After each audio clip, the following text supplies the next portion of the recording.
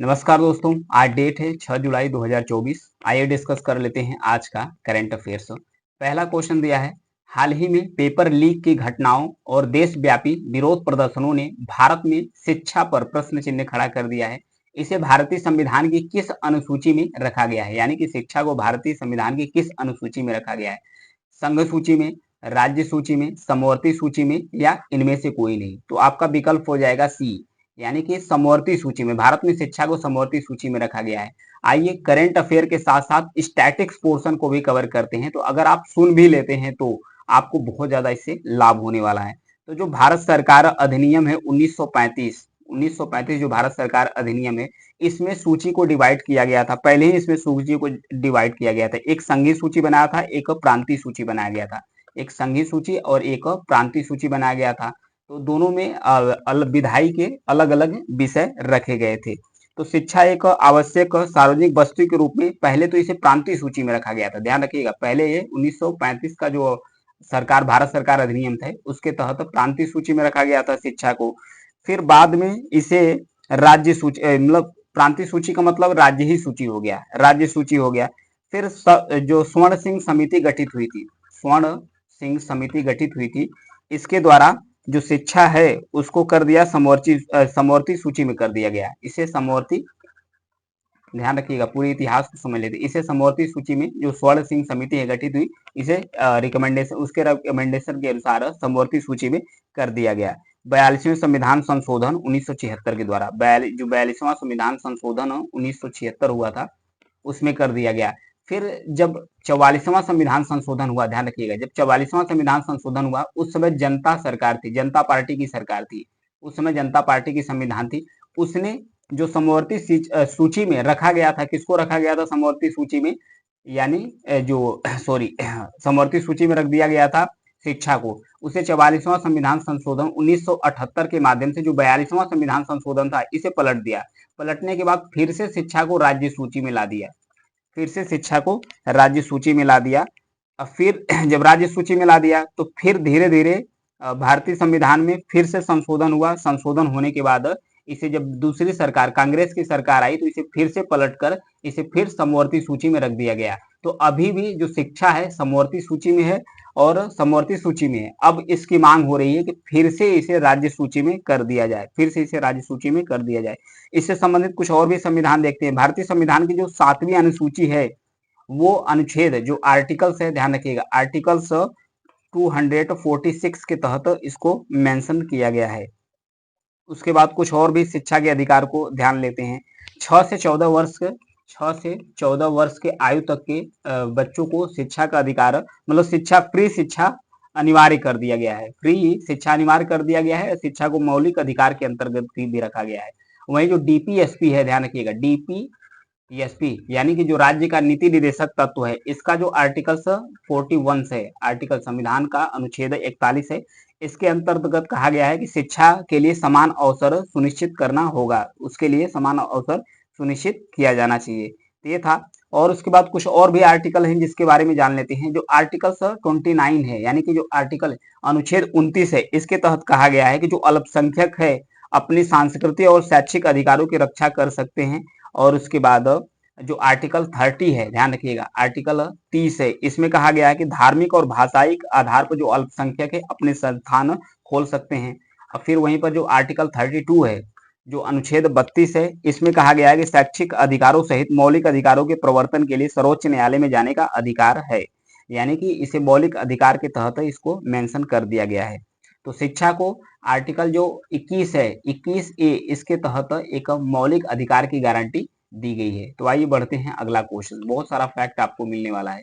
निम्नलिखित में से कौन सा दक्षिण पूर्व एशियाई देश है, यानी कि जिसे आसियान के नाम से जाना जाता है, जिसे आसियान के नाम से जाना जाता है, दक्षिण पूर्व एशियाई देश, यानी कि association of south east Asian country या नेशंस कह सकते हैं। दक्षिण पूर्व एशियाई देश ब्रिक्स समूह में शामिल होना चाहता है। थाईलैंड है, वियतनाम है, फिलीपींस है और सिंगापुर है। कौन सा देश इसमें शामिल होना चाहता है? तो आपका विकल्प हो जाएगा ए, थाईलैंड। थाईलैंड के साथ एक और भी देश है, ये है आसियान कंट्री, आसियान कंट्री, ये है थाईलैंड, और उसके साथ एक देश है मलेशिया। दो देश शामिल होना चाहते हैं ब्रिक्स के अंतर्गत। किसके अंतर्गत शामिल होना चाहते हैं? ब्रिक्स के अंतर्गत। ब्रिक्स क्या है इसके बारे में भी जानेंगे। सबसे पहले जो आसियान कंट्री इसके बारे में जानेंगे। आसियान कंट्री दक्षिण पूर्व एशियाई देशों का एक समूह है जिसमें 10 मेंबर्स है। म्यांमार है, लाओस है, थाईलैंड, वियतनाम है, कंबोडिया है, सिंगापुर, मलेशिया, ब्रुनेई है, इंडोनेशिया और फिलीपींस। टोटल मिलाकर 10 कंट्री है। और इसके बाद समझते हैं ब्रिक्स। ब्रिक्स में कौन कौन से देश शामिल है। बी से है ब्राजील, आर से रसिया है, आई से इंडिया है, सी से चाइना है और फिर एस से साउथ अफ्रीका है। इसका फॉर्मेशन कब हुआ था। जब ब्रिक्स देशों में और भी देश अगर शामिल होते हैं तो इसका नाम तो अभी नहीं सोचा गया है, लेकिन उसका नाम दिया जाएगा BRICS plus nation. BRICS plus nation इसका नाम दिया जाएगा, अभी इसको कहा जा रहा है। तो आइए समझते हैं ब्रिक्स के बारे में। समझते हैं ब्रिक्स का गठन कब हुआ था। सबसे पहले ब्रिक्स जो ब्रिक्स था इसका नाम था ब्रिक। ब्रिक ब्रिक शब्द का जो इमर्जिंग इकोनॉमिक कंट्री थी तो ब्रिक थी। इसका नाम लिया गया था 2001 में। 2001 में एक ब्रिटिश अर्थशास्त्री थे जिनका नाम था जिम ओनील्स। जिनका नाम था जिम ओ नील नाम था। तो जिम ओ नील ने किया गया, इनके द्वारा शब्द गढ़ा गया था। 2006 आते आते 2006 आते आते संयुक्त राष्ट्र महासभा के मौके पर विदेश मंत्रियों की वार्षिक बैठक की व्यवस्था की गई। उसमें ये लोग इकट्ठा देश जुटे थे।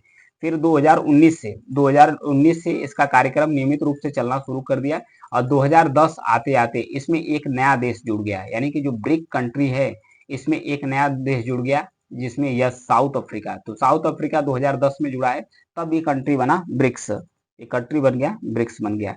तो ये था ब्रिक्स के बारे में और आसियान देशों के बारे में। आगे बढ़ते हैं। हाल ही में संघाई सहयोग संगठन में कौन सा देश शामिल होकर 10वां सदस्य देश बन गया है।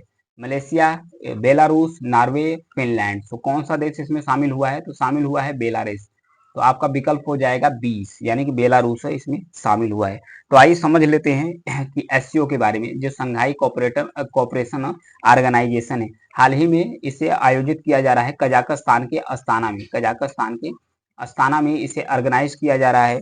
तो इसके अभी भारत के जो विदेश मंत्री हैं एस जयशंकर साहब इसे अटेंड करने के लिए गए हैं। तो आइए समझते हैं और भी इसके बारे में। थोड़ा सा बड़े मैप में देखते हैं। यह है बेलारूस कंट्री। ये अभी हाल ही में शामिल हुआ है, 10वां सदस्य देश बन गया है। किसका 10वां सदस्य देश बन गया है।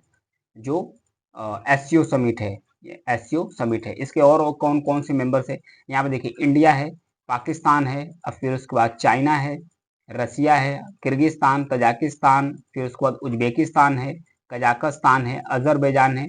ये सब देश इसके मेंबर कंट्री है। अब फिर उसके बाद जो आर्मेनिया हो गया, ईरान हो गया, अफगानिस्तान हो गया, मंगोलिया हो गया, ये इसके ऑब्जर्वर मेंबर थे। ऑब्जर्वर मेंबर तो बेलारूस भी था, लेकिन बेलारूस को अभी सदस्यता मिल गई है। तो ये 10वां सदस्य देश बन गया है। किसका देश बन गया है। एससीओ समिट का 10वां सदस्य देश बन गया है 2010 में। 2015 में ये साझेदार देश था। एससीओ एक अंतर सरकारी संगठन है। एससीओ यानी कि जो संघाई कोऑपरेशन ऑर्गेनाइजेशन है, यह एक अंतर सरकारी संगठन है। इसकी स्थापना 2001 में हुई थी। इसकी स्थापना 2001 में हुई थी। उस समय 6 देश थे इसमें शामिल। इसका उद्देश्य था कि जो मध्य एशियाई देश हैं, यानी कि जो मिडिल ईस्ट कंट्री है, वहां उसमें उसके अंदर आतंकवाद, अलगवाद, जो अलगाववाद है, उग्रवाद है, उस पर अंकुश लगाना है। चीन, रूस, Bharat, Pakistan, Kazakhstan, Kyrgyzstan, Uzbekistan, Iran. Iran भी इसका मेंबर्स है, ध्यान रखिएगा। ईरान भी इसका मेंबर्स बन चुका है। इसका सचिवालय कहाँ है। इसकी बीजिंग। बीजिंग चाइना के अंदर, बीजिंग राजधानी है चाइना की, वहां इसका सचिवालय है। 2 भाषाओं में बेसिकली ये काम करती है। एक है रूसी भाषा और दूसरी है चीनी भाषा। 2 भाषाओं में ये अपना काम करती है। तो ये था इसके बारे में, एससीओ के बारे में। अब आगे बढ़ेंगे। अगला क्वेश्चन है, हाल ही में भारत के प्रधानमंत्री ने किस महान विभूति को उनकी पुण्यतिथि पर श्रद्धांजलि अर्पित की है।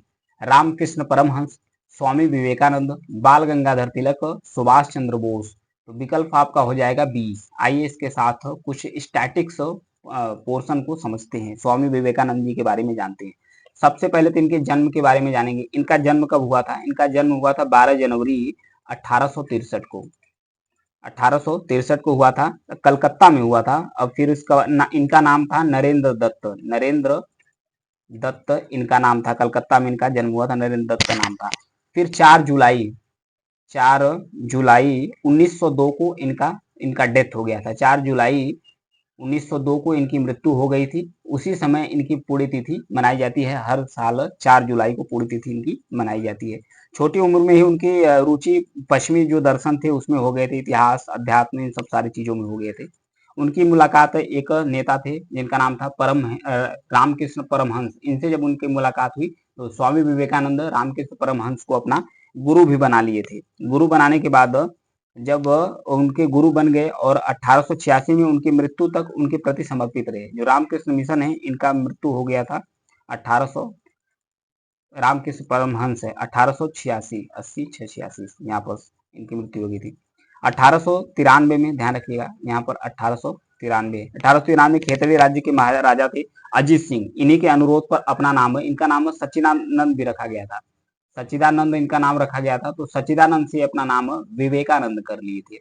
नरेंद्र दास था, उससे सच्चिदानंद, सच्चिदानंद से नाम अपनाए विवेकानंद रख लिए थे। इनकी साहित्यिक कृतियां है राजयोग, ज्ञान योग, कर्मयोग, राजयोग, ज्ञान योग, कर्मयोग थी।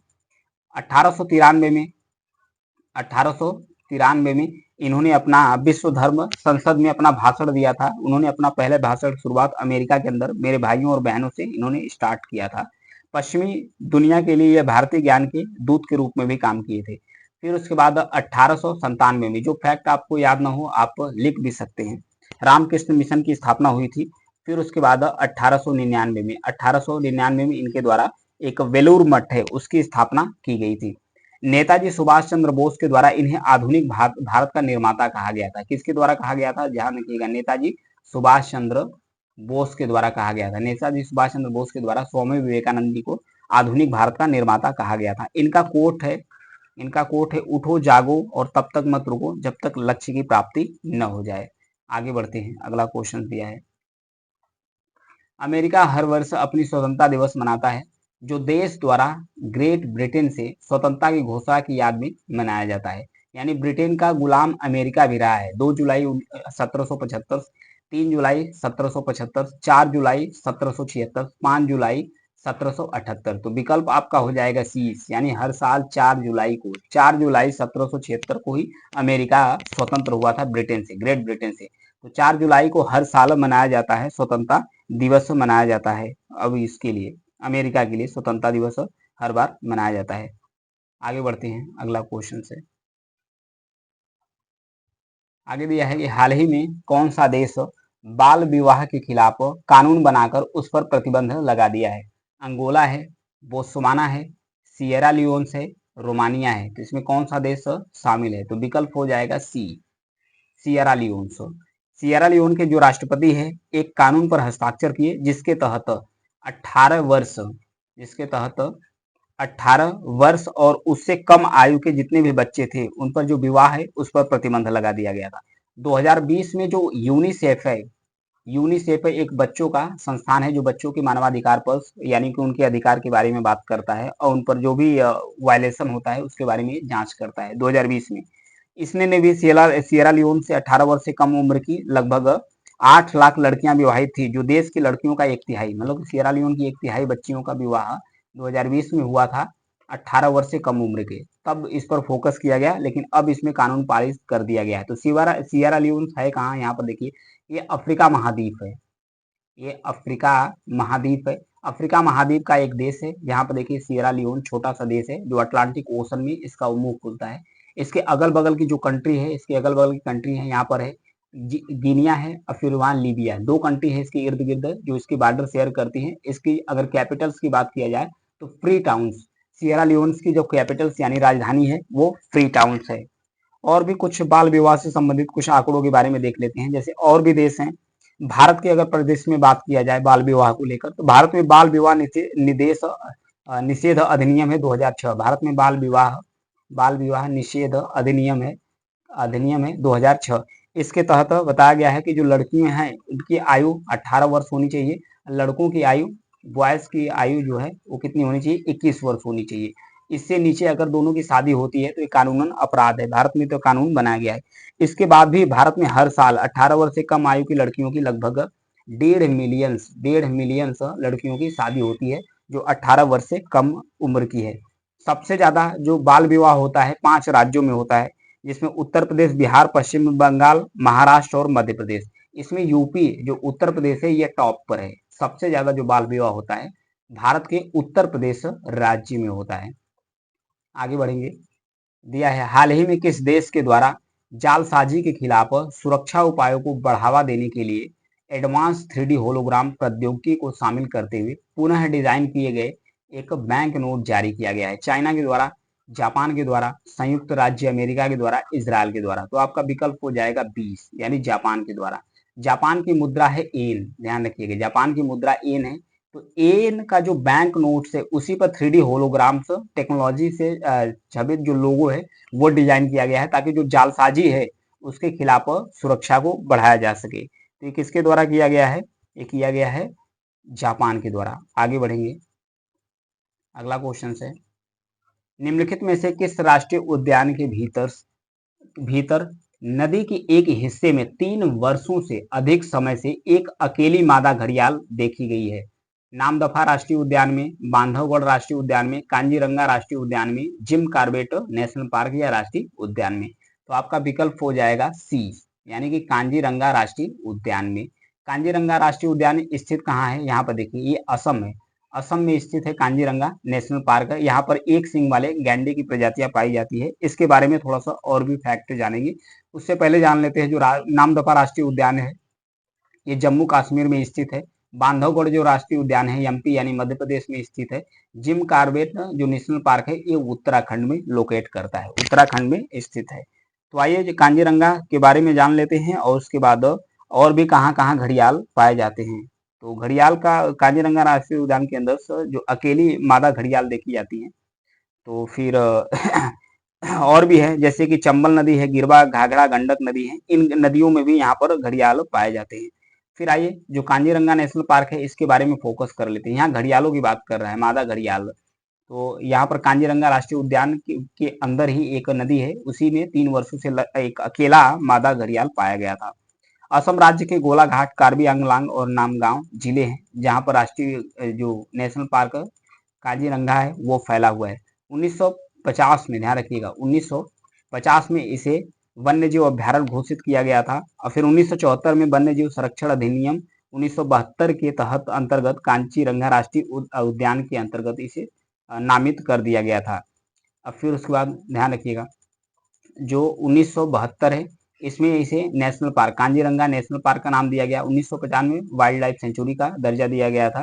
फिर 1985 आते आते, ध्यान रखिएगा 1985 आते आते जो कांजीरंगा नेशनल पार्क है इसे यूनेस्को विश्व धरोहर स्थल के रूप में मान्यता दे दी गई। यूनेस्को विश्व धरोहर स्थल के रूप में इसे मान्यता दे दी गई थी। यह पार्क विश्व के 70%, यह जो नेशनल पार्क है कांजीरंगा नेशनल पार्क है, विश्व का जो 70% गैंडे की प्रजातियां होती है, एक सिंग वाले गैंडे की प्रजातियां होती है। तो 70% विश्व का जो गैंडे एक सिंग वाले होते हैं वो कांजीरंगा नेशनल पार्क में ही पाए जाते हैं। तो आज के लिए इतना ही है। Thank you.